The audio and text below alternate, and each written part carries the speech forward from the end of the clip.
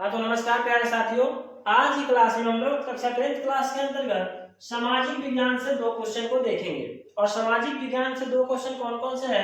एक है आर्थिक संकट से आप क्या समझते हैं, दूसरा क्वेश्चन है कि लोकतंत्र से आप क्या समझते हैं। आर्थिक संकट और दूसरा नंबर क्वेश्चन है लोकतंत्र से आप क्या समझते हैं। तो चलिए पहले हम लोग एक नंबर क्वेश्चन का आंसर जानते हैं कि अर्थतंत्र में आने वाली वैश्विक स्थिति को आर्थिक संकट कहते हैं। अर्थतंत्र के अंतर्गत आने वाली वैसी स्थिति को आर्थिक संकट कहते हैं जब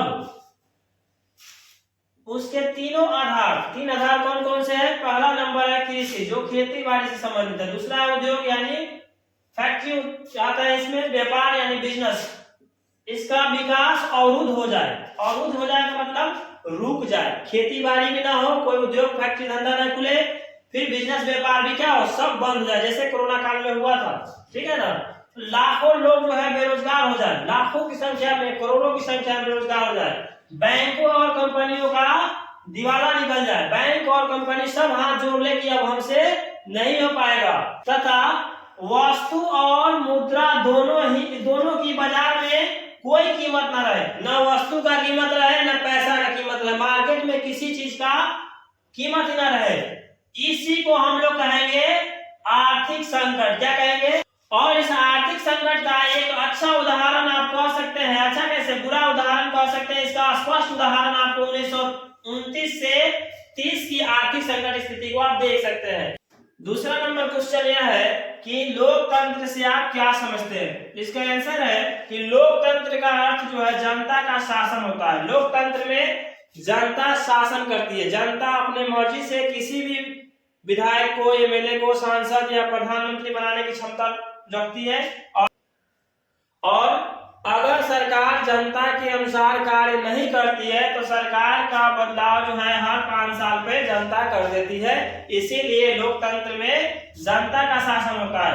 लोकतंत्र का अंग्रेजी शब्द जो है डेमोक्रेसी से लिया गया है। लोकतंत्र का मतलब क्या हुआ? अंग्रेजी शब्द डेमोक्रेसी। ये डेमोक्रेसी जो शब्द है दो यूनानी शब्द है जिससे बना हुआ है डेमोक्रेसी। डेमो का अर्थ होता है डेमोस, डेमोस और क्रेसिया, दो को शब्द मिला करके डेमोक्रेसी बना है, जिसमें डेमोस और क्रेसिया को मिलाकर बना है, जिनका अर्थ होता है जनता। डेमोस का अर्थ होता है जनता और क्रेसिया का अर्थ होता है शासन, यानी जनता का शासन लोकतंत्र के अंतर्गत होता है, इसीलिए इसको डेमोक्रेसी नाम से जाना गया है। स्पष्ट है कि व्युत्पत्ति की दृष्टि से लोकतंत्र का अर्थ हुआ जनता का शासन। लोकतंत्र का अर्थ क्या होता है? जनता का शासन। और लोकतंत्र में जनता वास्तव में शासन करती है और सरकार को जनता के अनुसार ही चलना पड़ता है। ये बात सही है।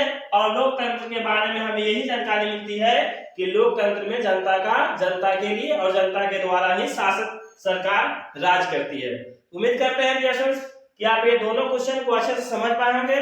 तो आज के लिए इतना ही। अगर आपको ये वीडियो अच्छी लगी है तो मेरे चैनल को सब्सक्राइब कीजिए, वीडियो को लाइक तथा शेयर कीजिए, ताकि हर आने वाली वीडियो का नोटिफिकेशन आपके पास ऐसे ही सफलतापूर्वक पहुंचती रहे। तो मिलते हैं हम लोग फिर से एक नए वीडियो में, तब तक के लिए धन्यवाद। जय हिंद।